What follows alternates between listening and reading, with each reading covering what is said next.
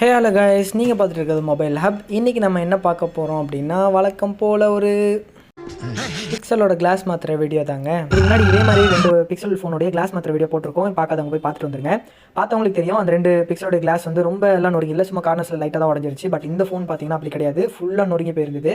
ரொம்ப அதிகமான ரிஸ்க் தாங்க. மாற்றும்போது டிஸ்பிளே உடையதுக்கு நிறைய சான்ஸ் இருக்குது. நம்ம ஆரம்பத்தில் சொன்ன மாதிரி டிஸ்பிளேவுடைய ரேட் ரொம்ப அதிகம் தான். ஸோ நம்மளும் கஷ்டப்பட்டு எல்லாத்தையும் மாற்றி முடிச்சாச்சு. ஃபினிஷிங் ஒர்க்கை பாருங்கள் எப்படி இருக்குன்னு சொல்லிட்டு. கம்பெனியோட சேம் ஃபினிஷிங் நம்ம தரலாங்க. அதே மாதிரி சின்னதாக ஒரு ரெக்வஸ்ட் வச்சுக்கிறேன்.